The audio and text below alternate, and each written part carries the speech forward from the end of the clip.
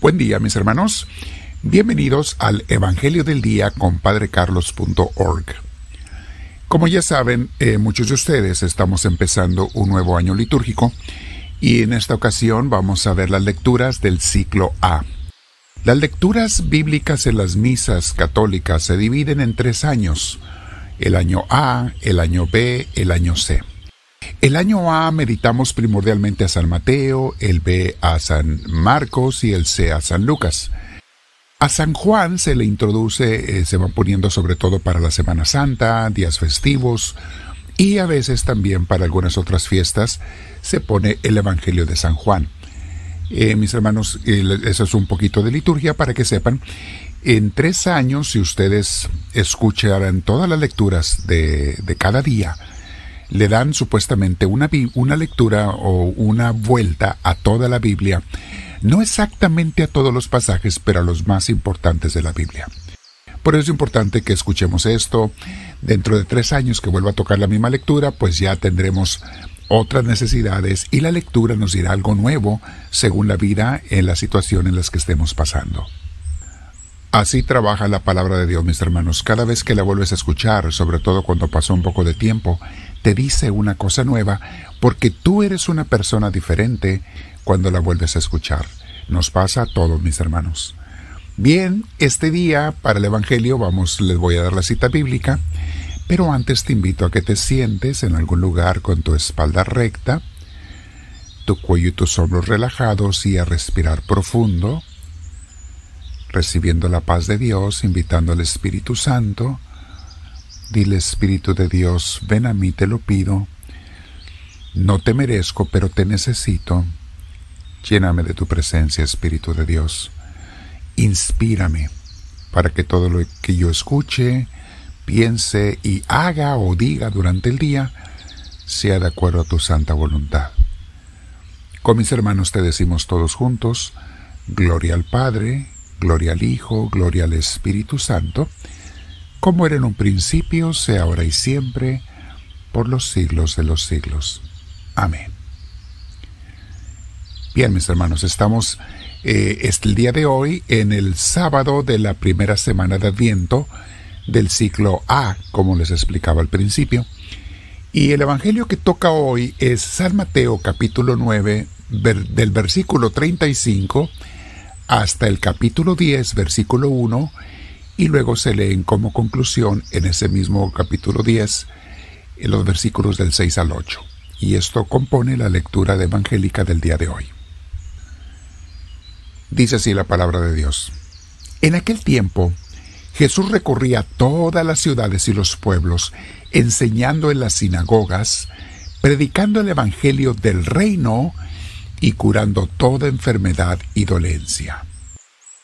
Pongan atención a la frase predicando el evangelio del reino. Vamos a volver sobre ella después de leer. Continúo leyendo. Al ver a las multitudes, se compadecía de ellas, porque estaban extenuadas y desamparadas como ovejas sin pastor. Entonces dijo Jesús a sus discípulos: la cosecha es mucha y los trabajadores pocos. Rueguen, por lo tanto, al dueño de la mies que envíe trabajadores a sus campos. Después, llamando a sus 12 discípulos, les dio poder para expulsar a los espíritus impuros y curar toda clase de enfermedades y dolencias. Les dijo: vayan en busca de las ovejas perdidas de la casa de Israel. Vayan y proclamen por el camino que ya se acerca el reino de los cielos. Curen a los leprosos y a los demás enfermos. Resuciten a los muertos y echen fuera a los demonios. Gratuitamente han recibido este poder, ejérzanlo pues gratuitamente. Palabra del Señor. Vemos aquí la narrativa, mis hermanos, de Jesús visitando todos o muchos de los pueblos de Israel. La mayoría de su predicación fue en el norte, en Galilea, bajando algunas veces a lo que era el sur en aquel entonces, Judea, a la ciudad de Jerusalén, que era la capital del reino de los judíos en aquel entonces. Pero Jesús se la pasó primordialmente en el norte, en Galilea, imagínense otro estado en el norte, donde está el mar de Galilea, también conocido como el mar de Tiberíades, que es un lago, no es un mar, pero está tan grande que le llaman mar. Y allá está también, en aquella región está Nazaret, donde Jesús se crió.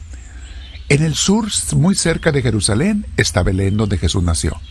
Y Jerusalén, bueno, donde él llegó y murió y fue crucificado. Iba cada vez al año Jesús, como todos los judíos, a las fiestas de Jerusalén. En la última que fue, pues bueno, lo apresaron y lo mataron, y conocemos la historia.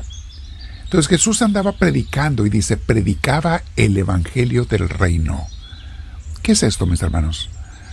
La palabra evangelio significa la buena noticia, la buena nueva. ¿De qué? Del reino. ¿De cuál reino? Del reino de Dios. Ese era el meollo, el corazón de la predicación de Jesús. Hagan, mis hermanos, que Dios venga a reinar en sus corazones, en sus familias, en sus casas, en sus trabajos. Eso es lo que les vengo a predicar, que Dios reine en sus corazones. Noten cómo Jesús predica mucho esto, mis hermanos. Los judíos predicaban una religión de leyes y obedecer mandamientos y cumplir con muchos rituales. Ok, también eso se necesita a veces. Pero ellos no conocían el concepto, la idea de que Dios viviera en uno o uno en Dios y de que viviéramos en el reino de Dios. San Juan Bautista comenzó a anunciarlo antes de Jesús, preparando la venida de Cristo, y es lo que recordamos en el tiempo de Adviento. Pero Jesús predicaba el reino de su Padre. Mis hijos, mis hijas, hagan que Dios reine en ustedes. Si ustedes quieren resumir el Evangelio en una frase, en una enseñanza, es eso. Todas las enseñanzas de Jesús tienen que ver con que vive el reino de Dios. Y cuando el reino de Dios habita en nosotros, nuestras vidas cambian, mis hermanos. Somos personas diferentes. De personas mundanas pasamos a ser personas espirituales.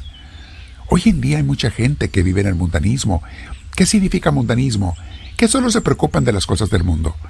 Trabajo, dinero, placeres, diversiones, cosas materiales, vanidades.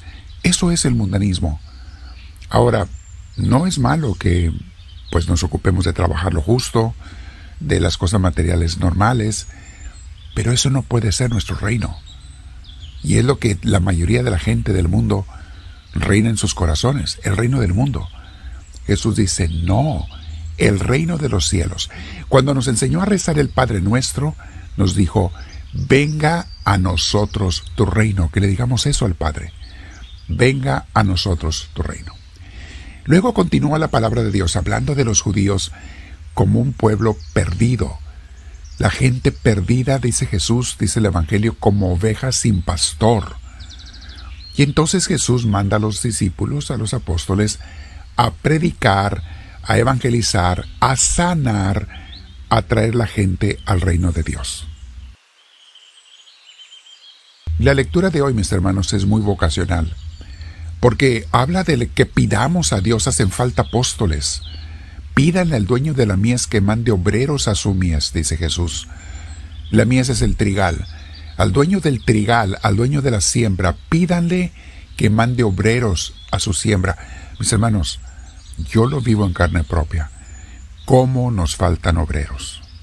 Me canso de invitar a jóvenes a consagrar su vida a Dios, hombres y mujeres. Vamos a darle la vida a Dios, vamos a entregarle todo lo que somos a Él. Y verán cómo va a pasar cosas maravillosas, que es la segunda parte del Evangelio de hoy. Cuando una persona se consagra a Dios, un hombre, una mujer, Dios lo va a utilizar para muchas cosas. Y va a ser un instrumento de bendición para mucha gente. Y va a traer el reino de Dios a muchas familias. Es lo que hace una mujer, un hombre consagrado a Dios. Claro, las personas seglares, casados y con compromisos del mundo, trabajos y demás, también pueden hacer algo de esto, pero bueno, no se compara, porque están divididos, como dice San Pablo, entre el mundo y las cosas de Dios. Tienen que atender su familia, su trabajo, sus cosas materiales, y aparte, pues el tiempo que a veces les queda se lo dan a Dios.